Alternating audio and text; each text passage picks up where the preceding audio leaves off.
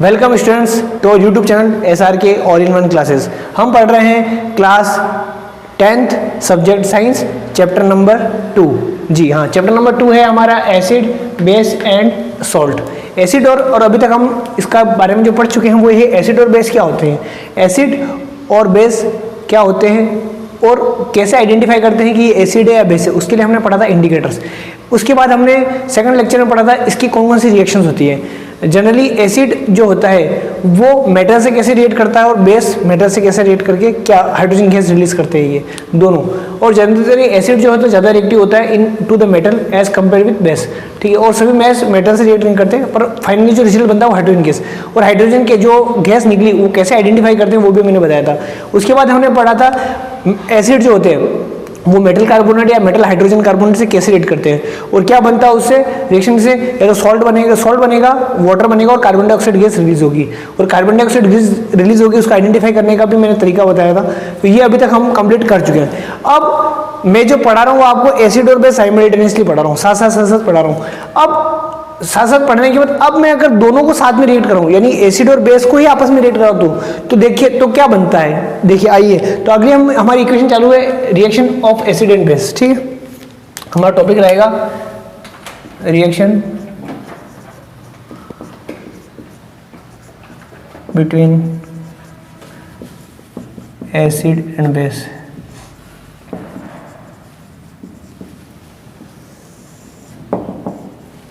Clear. अब acid और base अगर आपस में रिएक्शन करते हैं तो क्या बनता है, देखिए आइए समझते हैं इसको।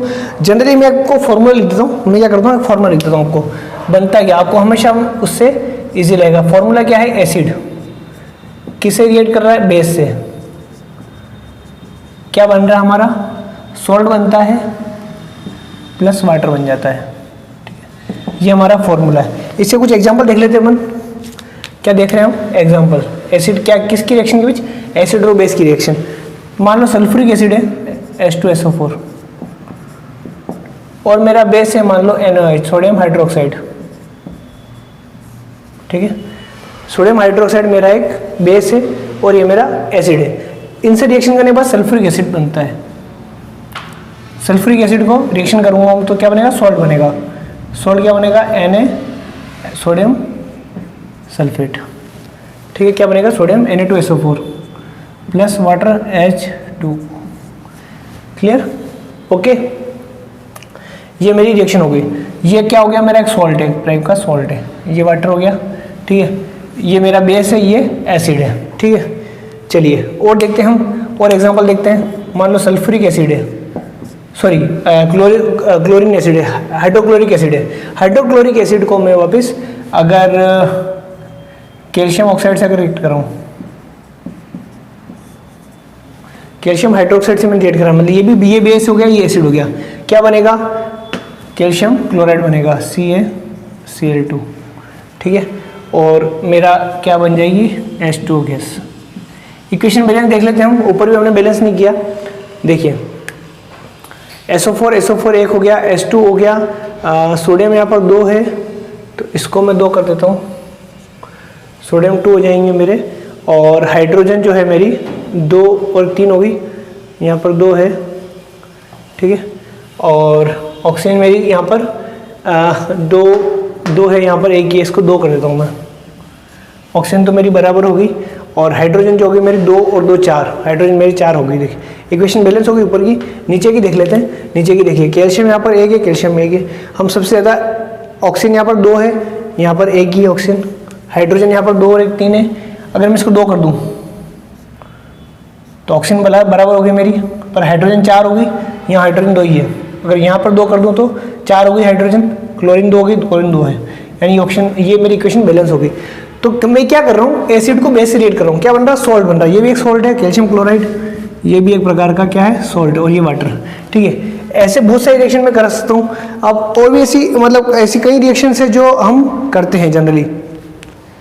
इस प्रकार कुल मिला के ये कि जब मैं एसिड से बेस की रिएक्शन कराता हूँ तो क्या बनेगा, मेरा सॉल्ट एंड वाटर बनेगा। चलिए ये मेरा कंप्लीट हो गया। अब इसका एक और, जब ये बनता क्यों है, ये कौन सी इक्वेशन है, ये इक्वेशन है मेरी जो हमने फर्स्ट चैप्टर में पढ़ी थी, डबल डिस्प्लेसमेंट। क्या इक्वेशन है मेरी, डबल डिस्प्लेसमेंट। देखिए इसका जो हाइड्रोजन आयन है वो किससे रिएक्ट कर रहा है, OH नेगेटिव आयन से, तो क्या बन रहा है मेरा वाटर। और इसके जो बेस का जो पॉजिटिव आयन है और एसिड का जो नेगेटिव आयन है वो आपस में रिएक्ट करके सॉल्ट बना रहे हैं, ठीक है। और इस प्रकार और भी कई इक्वेशन है जो हम लिख सकते हैं, ठीक है। अब जैसे सल्फ्यूरिक एसिड, हाइड्रोक्लोरिक एसिड को भी मैं सोडियम हाइड्रोक्साइड से क्रिएट कराता हूँ, मान लो क्या बन जाता है मेरा, सोडियम क्लोराइड बन जाएगा, ठीक है, NaCl बन जाएगा प्लस H2O। इक्वेशन बैलेंस है मेरी, बैलेंस करने की जरूरत नहीं। यानी कि कुल मिला के मैं एसिड को बेस से रिएक्ट कर रहा हूँ तो क्या बनेगा, सॉल्ट बनेगा और वाटर। और कौन सी रिएक्शन है ये, डबल डिस्प्लेसमेंट रिएक्शन। क्लियर, यहाँ तक क्लियर हो गया। अब ये बनती कैसी, देखिए होता कैसे, देखिए इसका और एग्जांपल समझ लीजिए, मान लो HX है, H मेरा, ये कोई मेरा एसिड है, क्या है मेरा, एसिड है। कैसे एसिड हुआ, H तो सब में आ ही रहा है, देखिए कोई भी एसिड होगा उसमें H प्लस आयन होता ही है, ठीक है। तो X मेरा कोई नेगेटिव आयन है, ठीक है, और मेरा MOH है। देखिए कोई सा भी आप बेस पकड़ लीजिए, सब में OH होता है, ठीक है, OH नेगेटिव आयन होता है। तो क्या हुआ, अब होता क्या है, इसको करने पर, रिएक्शन करने पर, ये जो मेरा इसका नेगेटिव आयन एसिड का और बेस का पॉजिटिव आयन आपस में मिल जाते हैं तो MX बन जाता है, ठीक है। और प्लस, और क्या बन गया मेरा, प्लस बन जाता है मेरा HOH, मतलब H पॉजिटिव आयन और ये नेगेटिव आयन, इसका पॉजिटिव और इसका नेगेटिव। अब H प्लस आयन और OH नेगेटिव आयन मिलके क्या बन जाते हैं, H2O बन जाते हैं, वाटर बन जाता है। ये जो बन गया ये वाटर बन जाता है। तो इस प्रकार ये जो मेरा बन जाता है सॉल्ट, क्या बन जाएगा ये, सॉल्ट। इस प्रकार हमारी एसिड और बेस की आपस में रिएक्शन होती है। एसिड और बेस आपस में रिएक्शन करेंगे तो क्या बनेगा, सॉल्ट और वाटर। एसिड क्या होता है, H प्लस आयन वाले एसिड होते हैं और OH आयन नेगेटिव आयन वाले बेस होते हैं, ठीक है। डबल डिस्प्लेसमेंट रिएक्शन है, सिंपल, याद करने की जरूरत नहीं है आपको। इजीली आपको अगर बैलेंस ही याद है आप फॉर्मूला लिख सकते हैं और बाद में इक्वेशन को बैलेंस कर लें, इजी है। एसिड, ये हम क्या पढ़ रहे हैं, एसिड और बेस का रिएक्शन आपस में। अब पढ़ते हैं एसिड और बेस अगर मेटल ऑक्साइड से रिएक्ट करते हैं तो क्या होता है। तो हम पढ़ेंगे अब एसिड और बेस अगर मेटल ऑक्साइड से रिएक्ट करेंगे तो क्या बनेगा। तो रिएक्शन विथ मेटल ऑक्साइड्स, हमने पढ़ा था मेटल से रिएक्शन पढ़ ली थी एसिड और बेस की। हमने एसिड की रिएक्शन पढ़ी थी मेटल कार्बोनेट और मेटल हाइड्रोजन कार्बोनेट। अब मेटल के ऑक्साइड से रिएक्शन कर रहे हैं, ठीक है, मेटल की ऑक्साइड से रिएक्शन कर रहे हैं। किसकी करेंगे, एसिड और बेस दोनों की हम साइमल्टेनियसली पढ़ते हैं। हम एक तरफ लिख देते हैं एसिड और एक तरफ लिख देते हैं बेस। देखिए साथ साथ में पढ़ते हैं क्या होता है, ठीक है। चलिए अब एसिड और एसिड अगर मेटल ऑक्साइड से रिएक्ट करता है, मैं पहले फॉर्मूला लिख देता हूँ ताकि आपको इजीली समझ में आ जाएगा, ठीक है। फॉर्मूला क्या है इसका देख लीजिए। देखिए अगर एसिड से कोई भी मेटल ऑक्साइड अगर रिएक्ट करता है, मेटल ऑक्साइड अगर रिएक्ट करता है तो क्या बनता है मेरा, सॉल्ट प्लस वाटर। अभी कुछ देर पहले हमने जो रिएक्शन पढ़ी थी एसिड और बेस की, उसमें जो प्रोडक्ट बने थे वो भी सॉल्ट और वाटर थे। तो यहाँ भी सॉल्ट और वाटर ही बन रहा है, ध्यान रखने वाली बात है। यानी कि अब आगे समझेंगे ऐसा क्यों होता है। पहले फॉर्मूला लिख दिया आपने, चलिए ये तो हो गया मेरा फॉर्मूला। चलिए ये आपको इजीली याद हो जाएगा क्योंकि वही प्रोडक्ट है जो प्रोडक्ट एसिड और बेस के आपस में रिएक्शन से बना है। चलिए अब कोई एग्जांपल लेते हैं हम। एसिड हो गया मेरा, मान लो सल्फ्यूरिक एसिड हो गया, ठीक है। अब जिंक मेटल ऑक्साइड ZnO कर देता हूँ मैं, जिंक ऑक्साइड हो गया, ठीक है। जिंक की वैलेंसी +2 होती है, O की -2, तो Zn हो गया, ठीक है। अब जिंक सल्फेट बनेगा, क्या बनेगा, जिंक सल्फेट, ठीक है। ZnSO4 प्लस वाटर बन जाएगा H2O, ठीक है। ZnSO4 प्लस H2O, ठीक है। वैलेंसी मेरी बैलेंस है, केमिकल मतलब तो मेरा इक्वेशन बैलेंस है। चलिए नेक्स्ट देखते हैं। अब अगर हाइड्रोलिक क्लोरिक एसिड HCl अगर मेरा बनेगा जिंक ऑक्साइड से तो क्या बनेगा, जिंक हाइड्रोक्लोरिक एसिड अगर जिंक ऑक्साइड से क्लियर करेगा तो क्या बनेगा, सिंपल सी बात है, जिंक क्लोराइड बन जाएगा, ZnCl2 आएगा यहाँ पर, ठीक है। प्लस H2 बन जाएगा। ठीक है, क्लोरीन 2 है, हाइड्रोजन 2 है, तो यहाँ 2 लगा दो, दोनों 2 हो जाएंगे, मेरी इक्वेशन बैलेंस होगी। ठीक है, चलिए ये तो इस प्रकार हम कई एग्जाम्पल लिख सकते हैं, कई एग्जाम्पल। ठीक है, कोई भी एसिड ले लो, कोई भी जिंक का ऑक्साइड ले लो। ठीक है, और जिंक के ऑक्सीजन को हम H से रिएक्ट कर देंगे तो वाटर बन जाएगा, जो मेटल बचा उसको ये नेगेटिव आयन से क्लियर करेंगे तो सॉल्ट बन गया मेरा। ठीक है, कोई बहुत सारी आप इक्वेशन लिख सकते हैं, कोई अपने हिसाब से उसको बैलेंस कर लेना, बैलेंसेस का आपको ध्यान होगा तो इजीली आप इक्वेशंस बहुत सारी लिख सकते हैं। अब जो मेन जो मुद्दे की बात है, जो है इम्पोर्टेंट इश्यूज, वो क्या है? वो ये है कि हमने अभी तक क्या पढ़ा था इससे जस्ट पहले, एसिड अगर बेस से रिएक्ट करता है तो क्या बनेगा? सॉल्ट और वाटर। एसिड और बेस से रिएक्ट करेगा तो मतलब एसिड और बेस आपस में रिएक्ट करेंगे तो सॉल्ट और वाटर बनता है। यहाँ पर भी इंपॉर्टेंट वही आ रहा है, वो सॉल्ट और वाटर। इसका मतलब कॉन्क्लूजन क्या है? कॉन्क्लूजन क्या है? कॉन्क्लूजन ये कि जो मेटल ऑक्साइड्स होते हैं, मेटल ऑक्साइड होते हैं, वो जनरली बेसिक होते हैं नेचर में। हमें क्या पता है? देखिए, हमें ये पता है कि एसिड और बेस रिएक्ट करेंगे तो सॉल्ट और वाटर बनता है। ठीक है, ये मुझे पता है, आई नो वेरी वेल। ये जस्ट हमने अभी से थोड़ी देर पढ़ा। अब यहाँ पर एसिड की जगह एसिड, मेटल ऑक्साइड की जगह बेस हो गया, या सॉल्ट आ गया, वाटर आ गया। यानी कि मेटल ऑक्साइड्स क्या होते हैं? बेस होते हैं। यानी कि मेटल ऑक्साइड, ये मैं लिख सकता हूँ, ये एक इंपॉर्टेंट चीज़ है। Metal oxide have basic in nature.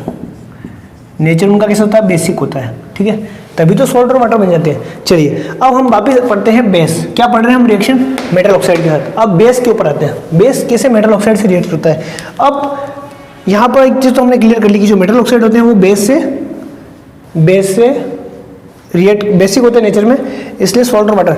अब ये अगर बेस होता है मेटल ऑक्साइड, तो बेस और बेस आपस में रिएक्ट नहीं कर पाएंगे। बेस को रिएक्ट किया तो एसिड से अच्छे से रिएक्ट कर पाएगा। ठीक है, कोई भी ऐसा सब्सटेंस होगा जो एसिडिक होगा नेचर में, तो उससे बेस इजीली रिएक्ट कर लेगा। तो जनरली बेस जो होते हैं वो मेटल ऑक्साइड से रिएक्ट नहीं करते। बेस क्या होते हैं? मेटल ऑक्साइड से रिएक्ट नहीं करते। ठीक है, तो किससे करते हैं? वो नॉन मेटल ऑक्साइड से करते हैं। ठीक है, तो मैं लिख देता हूँ generally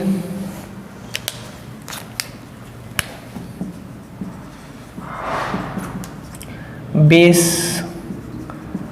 does not react with metal oxides because कारण क्या उसका? metal oxides are basic in nature। वो क्या होते हैं? नेचर में बेसिक के होते हैं, और हम रिएक्शन भी बेस से कर रहे हैं तो ये पॉसिबल नहीं होता। अब बेस की रिएक्शन किससे होती है? तो बेस किससे रिएक्ट करते हैं? बेस नॉन मेटल ऑक्साइड से रिएक्ट करते हैं। किससे? तो base reacts with non metal oxide. Non metal oxides किससे रिएक्ट करते हैं? नॉन मेटल ऑक्साइड से रिएक्ट करते हैं। ठीक है, नॉन मेटल जैसे कौन से हो गए? जैसे कार्बन, सल्फर, ये सब नॉन मेटल है। एलिमेंट जो होते हैं वो ये नॉन मेटल है। कौन से नॉन मेटल हो गए? कार्बन हो गया, कार्बन, सल्फर। ठीक है, अब कार्बन सल्फर के ऑक्साइड यानी कि CO2 हो जाएगा, SO2 हो जाएगा। ठीक है, ये किससे रिएक्ट करेंगे? बेस से रिएक्ट करेंगे। चलिए एक एग्जांपल देख लेते हैं अपन, तो हमको बिल्कुल जल्दी समझ में आ जाएगा एग्जांपल से। देखिए एग्जांपल क्या होगा, जैसे कोई मेटल ऑक्साइड ले लूँ मैं, जैसे CO2 ले लेता हूँ, कार्बन डाइऑक्साइड। कार्बन डाइऑक्साइड को किसी बेस से, कैल्शियम हाइड्रोक्साइड से रिएक्ट करता हूँ मैं। कैल्शियम हाइड्रोक्साइड क्या होता है? एक प्रकार का बेस है, और ये रिएक्शन हम पढ़ चुके हैं। कार्बन डाइऑक्साइड आइडेंटिफाई की थी हमने कि वो कैसे निकल रही है। कार्बन डाइऑक्साइड हमने क्या कहता है उसको, जो ये लाइम वाटर था मेरा कैल्शियम हाइड्रोक्साइड जो एक्वेस सॉल्यूशन था, इसमें मैंने कार्बन डाइऑक्साइड को कहते तो उसका कलर क्या होता है? मिल्की वाइट होता है। ठीक है, तो वही हमारे रिएक्शन में क्या बनेगा? कैल्शियम कार्बोनेट, जो बिल्कुल सफ़ेद कलर का होता है, वाइट प्रिसिपिटेट होता है, वाइट प्रिसिपिटेट, जो कि इनसोल्यूबल इन वाटर होता है, प्लस H2 बन जाती है हमारी, ये लिक्विड या एक्वेस सॉल्यूशन बन जाता है। ठीक है, तो ये हमारा एक रिएक्शन होती है। तो ये रिएक्शन क्या होती है? जो ये मेरा बन गया सॉल्ट, और ये बन गया मेरा वाटर। यानी कि इसका फॉर्मूला क्या हो जाएगा? देखिए मैंने पहले इक्वेशन लिख दी, फॉर्मूला आप लिख देते हैं, कोई बात नहीं। अगर मेरा नॉन मेटल ऑक्साइड से, अगर उसके मैंने बेस से रिएक्शन कराई, किससे रिएक्शन करा रहा हूँ मैं? बेस से, तो क्या बनेगा मेरा? सॉल्ट बनेगा प्लस वाटर बनेगा। क्या बनेगा मेरा? सॉल्ट बनेगा प्लस वाटर बनेगा। ठीक है, क्या बनेगा मेरा, सॉल्ट बनेगा प्लस वाटर बनेगा। यानी कि हमने क्या पढ़ा था, हम क्या जानते हैं कि एसिड प्लस बेस बनता है सॉल्ट प्लस वाटर। हमने क्या पढ़ा था अभी तक, एसिड प्लस बेस अगर आपस में रिएक्ट करेंगे तो सॉल्ट प्लस वाटर बनता है। सॉल्ट वाटर का वाटर, सॉल्ट का सॉल्ट, बेस का बेस, नॉन मेटल ऑक्साइड क्या की जगह क्या आ गया, एसिड आ गया। यानी कि हम कह सकते हैं जो हमने यहाँ कहा था कि जो नॉन मेटल ऑक्साइड होते हैं वो क्या होते हैं, एसिडिक इन नेचर होते हैं। यानी कि मैं कह सकता हूँ non metal oxides are acidic in nature. By nature क्या होते हैं वो, बाय नेचर क्या होते हैं, एसिडिक होते हैं, तभी तो बेस बन के वो सॉल्ट या वाटर बना। तो ये हमारा सिंपल सा, जो मेटल ऑक्साइड होते हैं वो बेस होते हैं नेचर में, और जो नॉन मेटल ऑक्साइड होते हैं वो एसिडिक होते हैं नेचर में। और हमारा जो आंसर आया वो सॉल्ट प्लस वाटर आया, वही रिजल्ट आता है जो एसिड प्लस बेस को आपस में हम रिएक्शन करने पर आता है। तो ये अभी तक हमने क्लियर किया। अब हम आगे पढ़ते हैं एसिड और बेस के बारे में, वाटर के साथ सोल्यूशन करने पर क्या होता है। चलिए आगे समझते हैं। चलिए, तो अब यहाँ तक हमने जो पढ़ा, जो सारी रिएक्शन पढ़ी, एसिड और बेस की आपस में रिएक्शन पढ़ी, एसिड की मेटल ऑक्साइड से और बेस की नॉन मेटल ऑक्साइड से रिएक्शन पढ़ी, रिजल्ट क्या था, सॉल्ट प्लस वाटर। अब वाटर तो आ गया। अब वाटर का यहाँ पर acid and base in water solution, water जो है वो एसिड और बेस के साथ अगर मैं मिक्स करूँ तो क्या होता है, ठीक है, या वाटर में एसिड और बेस मिक्स करूँ तो जनरली क्या होगा, क्या रिएक्शंस होगी, क्या चेंजेस आएंगे इस एसिड और बेस के अंदर, उसको आइए हम पढ़ते हैं। ठीक है, एसिड एंड, तो हम क्या पढ़ रहे हैं, टॉपिक है हमारा acid and base in water solution. Acid और बेस वाटर सॉल्यूशन में क्या होता है, चलिए अब होता क्या है, जब कोई भी एसिड है अगर उसमें मैं वाटर मिलाऊं या वाटर के अंदर एसिड मिलाऊं तो उसके अंदर जितना भी एसिड अगर मिला है वाटर में, वो एसिड में क्या होते हैं, H प्लस आयन्स होते हैं। जैसे हम कोई सा भी एसिड ले लीजिए, हाइड्रोक्लोरिक एसिड ले लीजिए, सल्फ्यूरिक एसिड ले लीजिए, H and every acid have hydrogen plus ion, H+1 ion होते हैं। ठीक है, यानी कि एसिड में क्या होता है मेरा, अभी पहले हम एसिड के बारे में पढ़ेंगे फिर बेस के बारे में। तो एसिड के बारे में, एसिड इन वाटर, ठीक है, हम क्या पढ़ रहे हैं, एसिड इन वाटर। ठीक है, तो अब मेरा क्या हो गया, एसिड जो बनता है मेरा, ठीक है, इसमें क्या बनता है, एसिड है H प्लस आयन होते हैं। अब वो आयन किसके साथ जुड़े होते हैं, किसी न किसी नेगेटिव आयन के साथ जुड़े होते हैं। अगर HCl होगा तो वो HCl होगा तो क्लोरीन आयन के साथ जुड़ा है। ठीक है, सल्फ्यूरिक एसिड H2SO4 है तो H प्लस आयन किसके साथ जुड़ा हुआ है, सल्फेट आयन के साथ जुड़ा हुआ है। ठीक है, तो ऐसे बहुत सारे जो मेरे एसिड्स हैं वो किसी न किसी नेगेटिव आयन के साथ जुड़े हैं। परंतु होता क्या, जैसे मैं उस एसिड के अंदर या वाटर के अंदर एसिड मिलाता हूँ, ये मैं आगे समझाऊंगा, वाटर के अंदर एसिड मिलाना है या एसिड के अंदर वाटर मिलाना है। ठीक है, ये भी बहुत इंपॉर्टेंट चीज़ है। आप कहेंगे सर दोनों एक ही बात है, या तो पानी के अंदर एसिड मिला लो या एसिड के अंदर पानी मिला लो। देखिए दोनों में बहुत बहुत डिफरेंस है। ठीक है, आइए आगे समझेंगे ऐसा क्यों होता है। पहले हम समझ लेते हैं होता क्या, जब पानी अगर मिलाता हूँ मैं या पानी के अंदर थोड़ा सा एसिड डाल दूँ, पानी के अंदर थोड़ा एसिड डाल दूँ, तो होता क्या, दोनों में चेंजेस क्या आते हैं। देखिए, जब मैंने एसिड को पानी में मिलाया तो क्या होता है, इसका जो H प्लस आयन होता है, यानी कि HCl क्या होता है, मान ली कोई एसिड लेते हैं, इसके H प्लस आयन और Cl आयन क्या होते हैं, ब्रेक हो जाते हैं, टूट जाते हैं, स्प्लिट होते हैं। ये दोनों आयन आपस में क्या होते हैं, स्प्लिट हो जाते हैं। स्प्लिट होने के बाद जो H प्लस आयन होता है, ये मैंने क्या मिल रहा हूँ यहाँ पर H2, क्या मिला रहा हूँ मैं, H2 पानी। ठीक है, पानी मिलाते ही क्या हो गया, H प्लस आयन ये ब्रेक हो गए। अब जो H प्लस आयन होता है, ठीक है, हाइड्रोजन आयन होते हैं +1 आयन, ये वापस H2O से रिएक्ट करते हैं। किससे करते हैं, H2O से रिएक्ट करते हैं, और वाटर से रिएक्ट करके क्या बन जाता है, H3O प्लस आयन। ठीक है, इसको बोलते हैं हाइड्रोनियम आयन। क्या बोलते हैं इसको, हाइड्रोनियम आयन।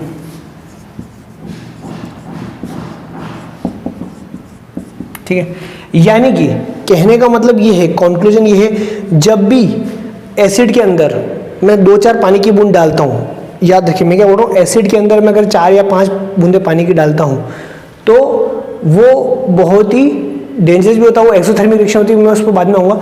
तो जैसे मैं या फिर जैसे कुछ बूंदे डालता हूँ तो होता क्या है, H प्लस आयन मेरा बन जाता है, यानी कि ये स्प्लिट होते हैं। हाइड्रोजन आयन से वाटर क्या करता है, इन दोनों जो पॉजिटिव और नेगेटिव आयन को स्प्लिट करता है, अलग अलग करता है, और H प्लस आयन अपने साथ लेके इसको H3O प्लस 1 आयन बनाता है, और ये एक्वियस सॉल्यूशन में होता है। इसको बोलते हैं हाइड्रोनियम आयन। और यानी कि या तो हम लिखेंगे कि जब हम पानी मिलाते हैं या पानी में 2-4 बूंद अगर H2SO डालूँ मैं, ऐसा समझ लीजिए, जैसे मान लो वाटर है,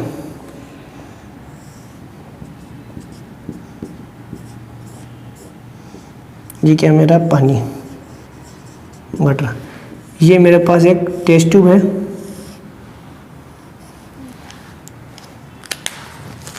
इसमें मेरा भरा हुआ है मान लो HCl, ठीक है। अब एक एक बूंद ये यहाँ जा रही है। अब जैसे ये बूंद यहाँ मिली HCl, तो इस HCl के अंदर, इस HCl में जैसे जो भी आयन थे वो स्प्लिट हो गए, क्या बना, H+ और क्लोरीन आयन अलग हो गए। तो H+ आयन जो था वो H2O से मिला और क्या बन गया मेरा, हाइड्रोनियम आयन।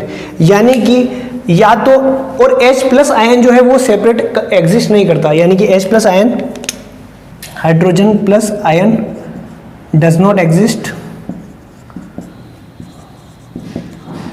अलोन, अकेला कोई एग्जिस्ट नहीं करता, ठीक है। तो अकेला एग्जिस्ट नहीं करता तो क्या होता है, ये हाइड्रोजन के, ये वाटर के साथ रिएक्ट करके हाइड्रोनियम आयन मतलब H3O+ बना लेता है, यानी H3O+ आयन होता है, ठीक है, ये हाइड्रोनियम आयन होता है।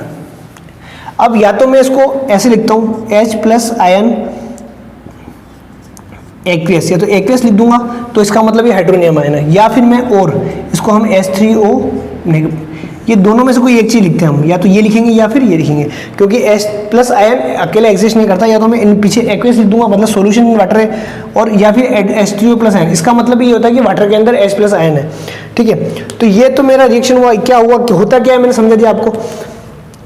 चलिए अब बेस के ऊपर आते हैं, फिर बाद में बताऊंगा कि एसिड के अंदर या बेस के अंदर हम वाटर मिला है या वाटर के अंदर एसिड बेस मिला है, दोनों में क्या फर्क है, ठीक है। चलिए अभी मैं आता हूँ बेस के ऊपर, वो बाद में समझूंगा, पहले बेस के ऊपर आते हैं। बेस को अगर वाटर में मिला है, जैसे मान लो कोई भी एक बेस है, बेस कोई भी ले सकते हैं हम, जैसे मान लो सपोज मेरा बेस है सोडियम हाइड्रोक्साइड, क्या है मेरा बेस, NaOH, ये मेरा बेस है। इसको मैंने जैसे H2O मिलाया, वाटर मिलाया यहाँ पर, ठीक है। ये भी सिमिलर, जिस प्रकार बेस एसिड ने किया, अपने पॉजिटिव आयन और नेगेटिव आयन स्प्लिट हो गए, उसी प्रकार यहाँ पर भी पॉजिटिव आयन और नेगेटिव आयन स्प्लिट हो जाते हैं, यानी Na+ और प्लस OH आयन स्प्लिट हो गए। तो कोई सा भी ले लें, ठीक है, सोडियम क्लोराइड ले लेते हैं NaCl, ये भी, इसमें भी सिंपल Na, ठीक है, NaCl नहीं लेंगे, सॉरी क्लोराइड आयन तो वो सॉल्ट हो गया। कोई भी, जैसे कि मान लो हमारा कैल्शियम ऑक्साइड ले लेते हैं COH2, ठीक है। इसमें भी क्या हुआ, जैसे H2O मिला है मैंने, इसकी भी अलग अलग आयन हो गए, यानी कि कैल्शियम +2 आयन हो गए और OH नेगेटिव आयन। बैलेंस कर लेते हैं इक्वेशन, इसको 2 कर लेते हैं, बैलेंस हो गई, ठीक है। तो इस प्रकार हमारे कई एग्जाम्पल हैं जिसमें हम ये करते हैं। इस प्रकार पोटेशियम, इसको भी अगर मैं वाटर में क्लियर करूं, ठीक है, तो क्या होता है मेरा, ये बन जाता है मेरा पोटेशियम प्लस आयन और OH नेगेटिव आयन, ठीक है। इसी प्रकार मैग्नीशियम अगर होगा मेरा, तो ये बन जाएगा मेरा, ये वाटर में मैं अगर मिलाऊं तो मैग्नीशियम +2 आयन बन जाएगा प्लस OH नेगेटिव आयन, ठीक है। तो ये मेरा, इस प्रकार मेरे ये स्प्लिट हो जाते हैं बेस में। परंतु ये वही बेस एसिड में तो क्या सभी एसिड ऐसा करते हैं, परंतु सभी बेस ऐसा नहीं करते, वही बेस करेंगे जो पानी में डिसॉल्व होते हैं, वाटर में डिसॉल्व होते हैं। Only base which dissolve in water, ऐसा कौन करता है आयन को स्प्लिट, ओनली दोज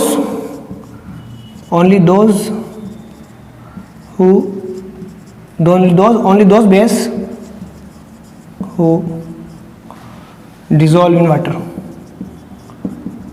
जो कि पानी में डिसॉल्व होंगे, ठीक है। क्योंकि हम क्या पढ़ रहे हैं, acid and base in water solution, तो वाटर के अंदर जो डिसॉल्व होंगे वही करेंगे। बहुत सारे बेस होते हैं जो वाटर में डिसॉल्व नहीं होते हैं, ठीक है। तो बेस जो होते हैं वो भी 2 टाइप के होते हैं, एल्कली बेस और एल्कलाइन बेस। एल्कली बेस जो पानी में डिसॉल्व होते हैं उन बेस को क्या बोलता हूँ मैं, पानी में डिसॉल्व होते हैं वो एल्कली बेस होते हैं। क्या होते हैं, एल्कली बेस, यानी कि वो सारे बेस जो एल्कली बेस होते हैं वो पॉजिटिव आयन और नेगेटिव आयन देंगे, यानी कि पॉजिटिव आयन और नेगेटिव OH आयन प्रोड्यूस करते हैं। चलिए यहाँ तक तो ठीक है। अब जो एल्कली बेस जो मैंने यहाँ पे पढ़ा है, इसकी भी कोई डेफिनेशन होती है। वो क्या होती है? एल्कली बेस होते हैं वो वाटर में डिजोल्व हो जाते हैं, डिजोल्व इन वाटर, जो कि मैं अभी तक पढ़ाई है आपको। ये क्वेश्चन आ सकता है एल्कली बेस की क्या क्या प्रॉपर्टीज होती है, ठीक है। अब ये बिल्कुल सॉफ्ट होते हैं, सोपी टू टच। जब आप इनको टच करोगे तो बिल्कुल जैसे साबुन को टच कर रहे हो ऐसा लगता है, ठीक है। तो इसकी हो जाती है सोपी टू टच। एक और होता है ये कोरोसिव होते हैं, मतलब इनसे इजीली हमें जंग लग जाता है, ठीक है। कोरोसिव होते हैं, जल्दी ये रस्ट होते हैं, जंग किसी मेटल पर लगाएंगे जल्दी जंग पकड़ते हैं। तो इस प्रकार ये हमारा ये इनकी प्रॉपर्टीज होती है। किसकी प्रॉपर्टीज पढ़ रहे हैं हम? एल्कली बेस की। एल्कली बेस क्या होते हैं? जो वाटर में पॉजिटिव आयन और नेगेटिव आयन क्रिएट कर लेते हैं। चलो यहाँ तक तो ठीक है, यहाँ तक समझ में आ गया, यहाँ तक समझ में आ गया, क्लियर हो गया। एसिड क्या करता है पानी में? सभी बेस पानी में अलग अलग नहीं होते, स्प्लिट नहीं होते, पॉजिटिव आयन और OH माइनस नेगेटिव आयन। वो कौन से होंगे? केवल एल्कली बेस ही होंगे जो डिजोल्व हो जाते हैं पानी में, ठीक है। चलिए यहाँ तक बिल्कुल हमारा क्लियर है। अब आगे चलते हैं। अब मैंने आपको एक चीज़ बोली थी कि मैं पानी में एसिड मिलाऊं या एसिड में पानी मिलाऊं, दोनों में बहुत डिफरेंस होता है। जी हाँ, बहुत डिफरेंस होता है। आप कहेंगे सर एक ही बात है, खरबूजे के ऊपर चाकू पड़े या चाकू के ऊपर खरबूजे, कटना तो खरबूजे को ही है। कटना तो खरबूजे को है, बिल्कुल सही बात है, परंतु दोनों के कटने में फर्क है। वहाँ और यहाँ पर फर्क है, वहाँ पर खरबूजा ही कटेगा, पर यहाँ पर क्या होगा आइए देखते हैं, समझते हैं। देखिए दो चीज़ें ले ली, मैं थोड़ा सा इसको हटा देता हूँ, ठीक है, आपको समझ में आ ही गया होगा। चलिए अब दो चीज़ें हैं, या तो एसिड और बेस दोनों के बारे में बात कर रहा हूँ मैं, दोनों के बारे में इक्वल रूप से बात कर रहा हूँ, ठीक है। दो चीज़ें, पहले एसिड के बारे में बात कर लेते हैं। एसिड और अब यहाँ पर क्या कर रहा हूँ मैं, वाटर के अंदर एसिड मिला रहा हूँ, ठीक है। अब एक और हम लेते हैं, चलो मान लो एक एसिड की बोतल है, एसिड की बोतल है मेरी, ठीक है। एक बोतल है जिसमें क्या रखा है, मेरा एसिड रखा है, ठीक है, ठीक है। चलो इस बोतल के अंदर मेरा एसिड रखा है, इसके अंदर पड़ा मेरा हाइड्रोक्लोरिक एसिड HCl पड़ा है, ठीक है। अब एक मैं ऊपर से पानी मिला रहा हूँ, इसमें क्या डाल रहा हूँ मैं, वाटर, ठीक है। क्या डाल रहा हूँ मैं, वाटर, पानी इसमें आ रहा है, पानी आ रहा है, ठीक है। ये है मेरा वाटर, ठीक है। देखिए दोनों में बहुत डिफरेंस है। यहाँ वाटर के अंदर मैं एसिड मिला रहा था, यहाँ एसिड के अंदर मैं वाटर मिला रहा हूँ, दे इंटायरली डिफरेंट। अब होता क्या है दोनों में, देखिए जब मैं एसिड के अंदर, अब यहाँ समझ लेते हैं, जब एसिड के अंदर पानी मिलाता हूँ तो एक रिएक्शन होती है। रिएक्शन क्या होती है? रिएक्शन तो वही होगी, जब मैं मिलाऊंगा तो H+ आयन क्रिएट होंगे, आयन अलग अलग होंगे, परंतु H+ आयन ज़्यादा बन जाते हैं, या ज़्यादा इन द सेंस क्योंकि यहाँ पर एसिड ज़्यादा है, ठीक है। क्या ज़्यादा है? एसिड ज़्यादा है, तो हाइड्रोजन प्लस आयन बनने की जो पॉसिबिलिटी, प्रोबेबिलिटी बहुत ज़्यादा होती है, बहुत ज़्यादा बनते हैं। और जब H+ आयन बनते हैं तो वो हाईली क्या होते हैं, हाईली फ्लेमेबल होते हैं। तो अब ये जो रिएक्शन बनती है, इससे बहुत ज़्यादा हीट जनरेट होती है। क्या होती है? हीट जनरेट होती है। तो ये जो रिएक्शन होती है एक्सोथर्मिक रिएक्शन। क्या होती है? एक्सोथर्मिक रिएक्शन, ठीक है, एक्सोथर्मिक रिएक्शन होती है। यानी कि अगर प्योर HCl रहा और उसके अंदर अगर मैंने पानी मिलाया, प्योर HCl रहा उसके अंदर अगर मैंने पानी, प्योर HCl में बोल रहा हूँ मतलब हाईली कॉन्सेंट्रेटेड। अब कॉन्सेंट्रेट क्या होता है, डाइल्यूटेड क्या होता है, इस पर भी आऊँगा, पर समझ लीजिए हाईली कॉन्सेंट्रेटेड HCl, इसके अंदर मैंने पानी मिलाया तो एक्सोथर्मिक रिएक्शन होती है। और एक्सोथर्मिक रिएक्शन हीट इतनी जनरेट होती है कि अगर मान लो ये ग्लास की अगर बोतल है जिसमें अगर सल्फ्यूरिक एसिड बोला है, तो ये इतनी गर्म हो जाएगी, इसको जब हम छुएंगे कई बार ये टूट भी जाती है, ब्रेक हो जाती है, ग्लास ब्रेक हो जाता है, इतना ज़्यादा यहाँ पर हीट जनरेट होती है, ठीक है, समझ में आया। इसलिए कभी भी हम जनरली, अगर कभी भी कहा जाता है कि पानी मिलाओ एसिड में, तो जनरली हम ऐसा नहीं करते हैं। हम क्या करते हैं, ये करते हैं। यानी कि कभी भी अगर हमें कहा जाता है कॉन्सेंट्रेशन और डाइल्यूशन, आपने पढ़ा था, कॉन्सेंट्रेटेड मतलब अब जिस सॉल्यूशन में H+ आयन की मात्रा जितनी ज़्यादा होगी, मतलब हाइड्रोजन से ज़्यादा होंगी, उतना वो एसिडिक होगा सॉल्यूशन नेचर में, ठीक है। तो अब क्या होता है, जब मैं पानी के अंदर एसिड मिला रहा हूँ, अब आप कहेंगे सर पानी में एसिड मिलाएंगे तो भी तो H+ आयन क्रिएट होंगे, होते हैं, पर यहाँ पर वाटर है। वाटर क्या करता है, जो भी हीट को क्या करता है, कम करता है। वाटर क्या करता है, हीट को जनरली कम करने की कोशिश करता है। तो ये एक्सोथर्मिक रिएक्शन तो ये भी होती है। यहाँ पर भी जब जैसे पर्टिकुलर ये मॉलिक्यूल है, ये H+ आयन बनेगा तो यहाँ पर वो गर्म होगा, परंतु पूरा वाटर है, इसलिए इतना एक्सोथर्मिक नहीं होता। एक्सोथर्मिक ये भी है, ये ऐसा नहीं कि ये एक्सोथर्मिक रिएक्शन है, ये भी एक्सोथर्मिक रिएक्शन है, but it is less exothermic as compare to this.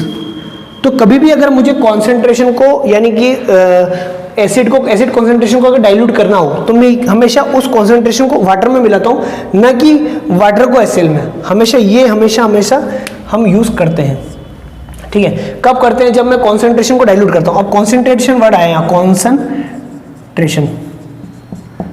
Concentration या कॉन्सेंट्रेट HCl, कॉन्सेंट्रेट आपने पढ़ा होगा, concentrate hydrochloric acid, concentrate H2SO4 या कॉन्सेंट्रेट सल्फ्यूरिक एसिड, ये वर्ड आपने पढ़े होंगे, समझे भी होंगे। कॉन्सेंट्रेट H2SO4 मतलब ये हाईली कॉन्सेंट्रेट है, इसमें वाटर का मिक्स बहुत कम है, न के बराबर है, ठीक है, वाटर है ही नहीं। तो अब इसमें क्या करता हूँ मैं, जैसे इसमें वाटर ऐड करता हूँ, ठीक है, या उल्टा कहें वाटर में इसको ऐड करें तो क्या बनता है, डाइल्यूट हो जाता है। ये कॉन्सेंट्रेशन क्या होता है, डाइल्यूट हो जाता है, ठीक है। अब कॉन्सेंट्रेट HCl का मतलब होता है उसमें H+ आयन जो होता है सबसे ज्यादा होता है, मोर H+ आयन्स पर यूनिट वॉल्यूम, मतलब पर वॉल्यूम में H+ आयन की मात्रा कम होती है और डाइल्यूट होने के बाद लेस होती है as compare to less H+ ion per unit volume. Per unit volume में उसकी मात्रा कम होती है। इसलिए हमेशा हम अगर हमें किसी भी कॉन्सेंट्रेट H2SO कॉन्सेंट्रेट एसिड को अगर मुझे डाइल्यूट करना है, कॉन्सेंट्रेट एसिड को मुझे डाइल्यूट करना है, तो मैं उस HCl में पानी नहीं मिलाऊंगा, नहीं, मैं पानी के अंदर वो कॉन्सेंट्रेट H2SO4 मिला दूं या कॉन्सेंट्रेट HCl मिला दूंगा, तो उस प्रकार में डाइल्यूट करता हूँ, न कि इस प्रकार करता हूँ, ठीक है, क्योंकि ये हाईली एक्सोथर्मिक रिएक्शन होती है। समझ में आया आपको? I think it is clear. और कॉन्सेंट्रेट HCl, कॉन्सेंट्रेट क्या होता है, डाइल्यूशन क्या होता है, वो भी समझ में आ गया। चलिए अब बेस क्या करते हैं, बेस वाटर के साथ रिएक्ट करते हैं, ये तो आपको समझ में आ गया। क्या अब आप पूछोगे सर जिस प्रकार हम यहाँ पर जो कर रहे हैं कि भाई वाटर के अंदर हम एसिड मिला रहे हैं वो एक्सोथर्मिक रिएक्शन होती है, तो क्या बेस भी एक्सोथर्मिक होता है? यस, बेस को अगर पानी में मिलाऊंगा तो वो भी एक्सोथर्मिक रिएक्शन होती है। तो इसमें भी वही होता है सेम। अगर एल्कली बेस अगर मैं वाटर में मिलाता हूँ या बेस को वाटर में मिलाते हैं, वाटर को बेस में मिलाते हैं, it is also exothermic. Highly exothermic क्या होती है, बेस के अंदर वाटर मिलाऊंगा, बेस के अंदर या एसिड की जगह बेस कर लो, ये वाटर मिला रहा हूँ अगर बेस, तो ये हाईलो एक्सोथर्मिक होती है। क्या होती है, एक्सोथर्मिक। इसमें भी हीट जनरेट होती है और उस हीट जनरेट को बचने के लिए, क्योंकि इसमें OH- आयन प्रोड्यूस होते हैं, उस हीट को बचने के लिए हमें डाइल्यूशन क्या, अगर बेस को भी डाइल्यूट करना हो सॉल्यूशन को, तो हम क्या करते हैं, हम ये करते हैं, हम बेस को वाटर में मिलाते हैं। दोनों में सिमिलरिटी होती है, दोनों बेस और वाटर दोनों सिमिलर टाइप का रिएक्ट करता है। तो ये थैंक यू वेरी मच।